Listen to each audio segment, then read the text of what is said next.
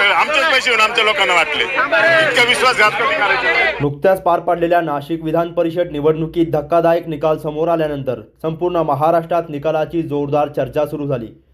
महायुतीचे उमेदवार नरेंद्र दराडे यांना अपक्ष उमेदवार गोकुळ गीते यांनी त्यांचा पराभव केला. पराभव झाल्यानंतर दराडे यांनी समाज माध्यमात निवडणुकीत पैसे वाटपाचे जाहीररित्या आरोप केले होते. मतदारांना आर्थिक आमिष देण्याचे आरोप झाल्यानंतर कोपरगाव येथील सामाजिक कार्यकर्ते संजय काळे यांनी थेट निवडणूक आयोगाला पत्र लिहित तक्रार केली. आता याबाबत मुख्य निवडणूक आयुक्तांनी चौकशीचे आदेश दिले असून जिल्हाधिकारी स्तरावर चौकशी सुरू झाली आहे.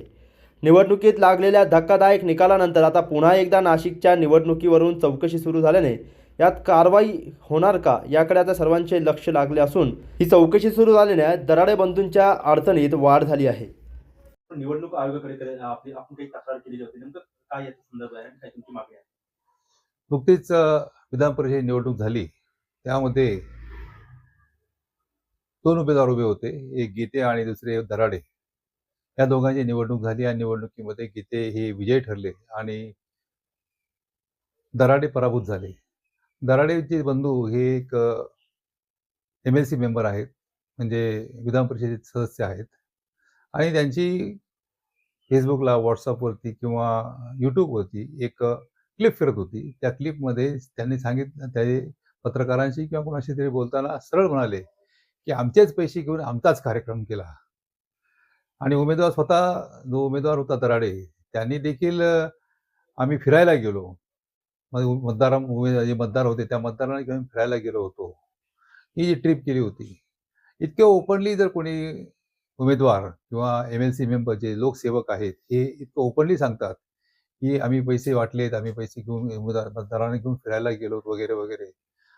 निवडणूक आयोग हे सगळं रोज बघत असतात, त्याच्यावरती ऑब्झर्वेशन चालू असतात, परंतु त्यांच्या निदर्शनामध्ये ह्या गोष्टी का येत नाही, त्यावरती का कारवाई करत नाही, हा मोठा प्रश्न पडतो. या अनुषंगाने मी निवडणूक आयोगाला ही क्लिप पाठवली आणि ह्या क्लिपच्या आधारे तक्रार केली की एक लोकसेवक ह्याच्यापुढे माध्यमापुढे सरळ सांगतात की आम्ही पैसे वाटले, आमच्या पैसे घेऊन आमचाच कार्यक्रम केला. हे पैसे वाटणे हा एक गुन्हा आहे, पैसे घेणे हा एक गुन्हा आहे. जर मतदारांनी पैसे घेतले असतील, उमेदवारांनी पैसे घेतले असतील, उमेदवारांनी पैसे वाटले असतील, तर तिघांनीही गुन्हे केलेले आहे. तिघांवरती कारवाई होणं जरुरी आहे. एवढे पैसे वाटले हे ब्लॅकचे पैसे, म्हणजे या भारतामध्ये आजही तुम्ही सामान्य माणसाला ऑनलाईन पेमेंट करायला सांगतात आणि उमेदवार एवढ्या मोठ्या प्रमाणात पैसे वाटतात, ही घोडेबाजार होतो.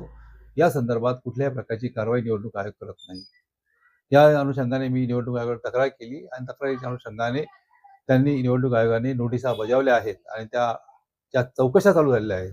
मला आनंद आहे की माझ्यासारख्या सामान्य फाटक्या नागरिकाने ही तक्रार केल्यानंतर निवडणूक आयोग माझ्या पाठीशी उभं राहून ह्या उमेदवारांना हे प्रश्न विचारायला सुरुवात केली आहे.